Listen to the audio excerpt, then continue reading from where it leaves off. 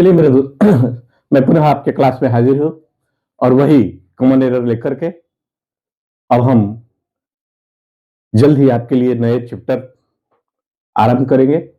थोड़ा सा हम लोग काम करने के पहले हम लोग रूल को देख लें, क्योंकि हमने सारा रूल आप लोगों को दे चुके हैं, फिर भी हम क्वेश्चन के पहले कुछ रूल को बता देना चाहते हैं ताकि आपको करने में आसानी हो। अगर एंड द्वारा जुड़े दो या दो से अधिक एडजेक्टिव एक ही व्यक्ति या वस्तु को क्वालिफाई करे तो आर्टिकल प्रथम एडजेक्टिव के पहले होता है।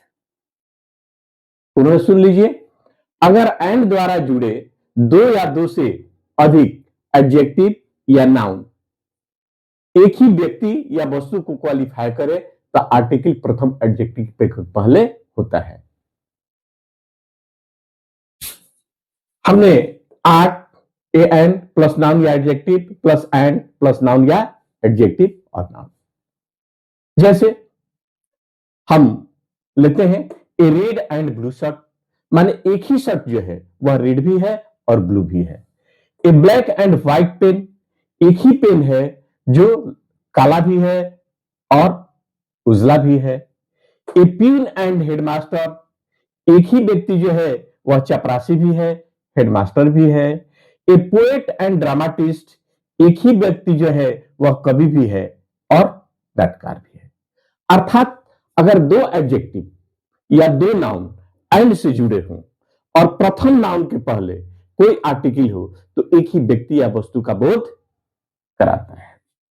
आप लोगों ने देख लिया, किंतु अगर निम्न भिन्न व्यक्ति या वस्तु को क्वालिफाई करे तो उनमें प्रत्येक एडजेक्टिव या नाउन के पहले आर्टिकल होता है, किंतु अगर भिन्न व्यक्ति या वस्तु को क्वालिफाई करे तो उनमें प्रत्येक एडजेक्टिव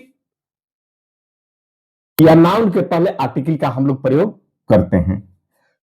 इसका स्ट्रक्चर देख लीजिए, आर्ट प्लस नाउन या adjective plus and plus art plus noun या एडजेक्टिव।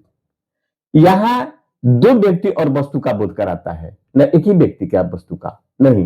एक ही व्यक्ति की गुण या दोष का बोध कब कराएगा कि प्रथम एडजेक्टिव के पहले आर्टिकल हो, और दो भिन्न भिन्न व्यक्ति या वस्तु का बोध कराने के लिए दोनों एडजेक्टिव के पहले या दोनों नाउन के पहले हम लोग आर्टिकल का प्रयोग करते हैं। इसका स्ट्रक्चर फिर देखिए, आर्ट प्लस नाउन या adjective plus and plus art plus noun या adjective. A black and a white, एक काला है और एक क्या है, उजला है। A red and a blue black, एक लाल है और एक काला है। A peon and a headmaster, एक व्यक्ति जो है प्यून है एंड एक व्यक्ति जो है हेडमास्टर है। ए पोएट एंड ए थिंकर, एक व्यक्ति जो है पोएट है और ए थिंकर है।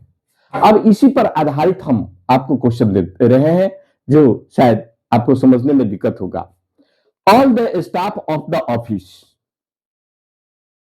Hold the view.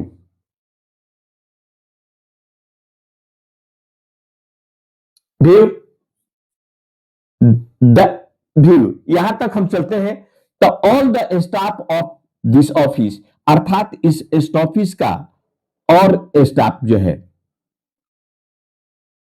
यहां किसी तरह का दिक्कत नहीं है। होल्ड द व्यू, यहां पर भी किसी तरह का दिक्कत नहीं है।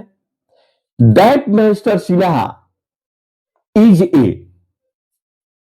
वेरी वाइज, यहां पर भी दैट मिस्टर सिन्हा इज, यहां पर भी किसी तरह का गलत नहीं है।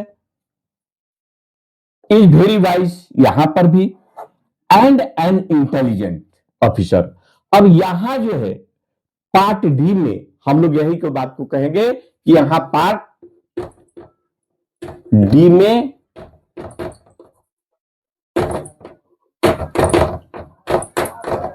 गलत है, क्योंकि यहां पर जो मिस्टर सिन्हा जो है एक ही व्यक्ति है और एक ही व्यक्ति को संकेत करता है, इसलिए यहां पर केवल एन नहीं होगा। तो एडजेक्टिव इंटेलिजेंट के पहले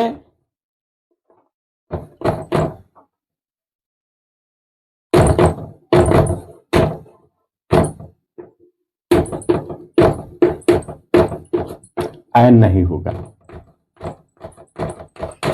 तो आपने देखा कि यहां पर एन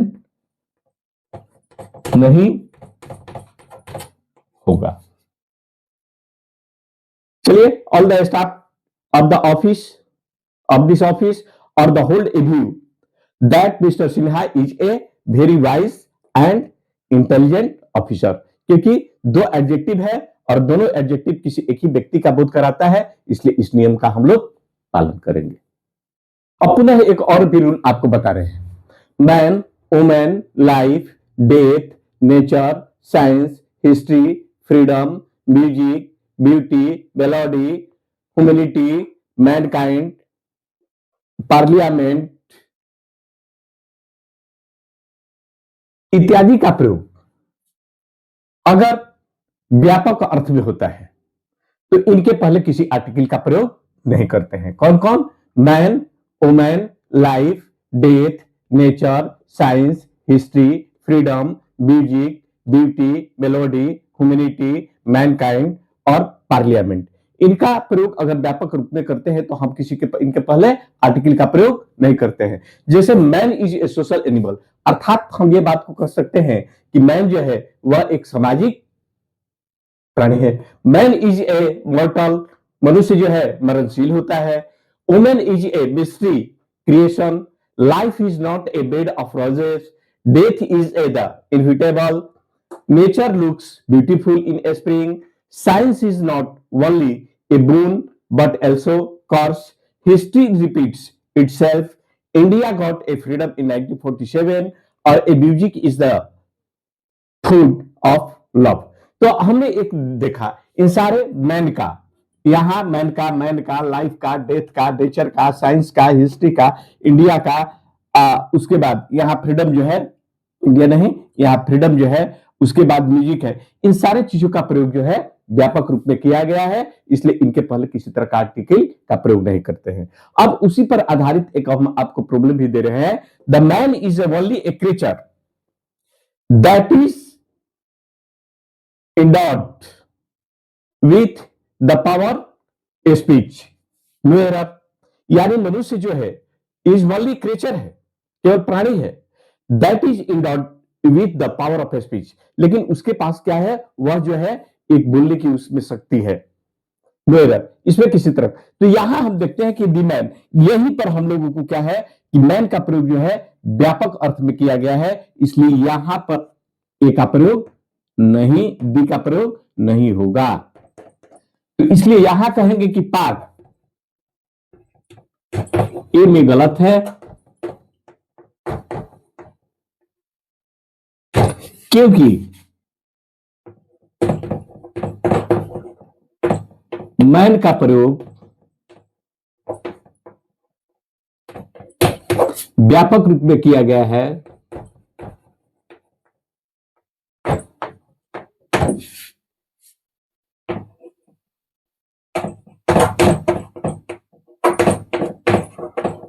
इसलिए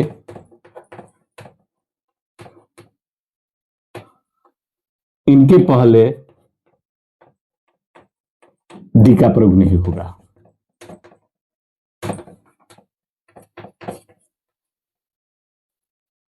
नहीं होगा। तो आप लोगों ने देखा कि यहां पर जो है the man is only a creature, यहां मैन का प्रयोग व्यापक रूप में हुआ है, इसलिए इसके पहले हम किसी आर्टिकल का प्रयोग नहीं करेंगे। पुनः हम वही बात को दोहरा रहे हैं कि man, women, life, death, nature, science, history, freedom, music, beauty, melody, humanity, Mankind और पार्लियामेंट। यदि इसका प्रयोग एक सीमित अर्थ में हो तो इनके पहले आर्टिकल लगता है। सीमित अर्थ में हो, व्यापक अर्थ में हो तो आर्टिकल का प्रयोग नहीं करते हैं, लेकिन सीमित अर्थ में हो तो हम लोग आर्टिकल का प्रयोग करते हैं। जैसे the man who lives here is a doctor. देखिए, मैन के पहले हमने क्या किया? आर्टिकल का प्रयोग किया। और सी इज द वुमन, यहां पर देखिए वुमेन के पहले हमने दी का प्रयोग किया, उसके द लाइफ, यहां पर भी देखिए of this a patient is a danger, ये क्या है, सीमित है, इसी पेशेंट का लाइफ जो है खतरे में है। और द पार्लियामेंट ऑफ इंडिया, यहां पर भी देखिए सीमित है। और a man is a standing at the door, किस व्यक्ति का काम बता रहा है, जो व्यक्ति खड़ा है उसके लिए। और आई मेट ए वुमन और ही लीड्स ए सिंपल लाइफ। तो आप लोगों ने देखा कि जब इसका प्रयोग अगर व्यापक क्षेत्र में करते हैं तो उसके पहले आर्टिकल का प्रयोग नहीं करते हैं, लेकिन जब सीमित क्षेत्र में करते हैं तो उसके साथ हम आर्टिकल का प्रयोग करते हैं। आज हम यही अपने कॉमन एरर का आज छोड़ रहे हैं। कल पुनः हम दूसरे लेसन का क्लास करेंगे। तब तक के लिए बाय बाय, अलविदा। कल मिलेंगे, फिर मिलेंगे।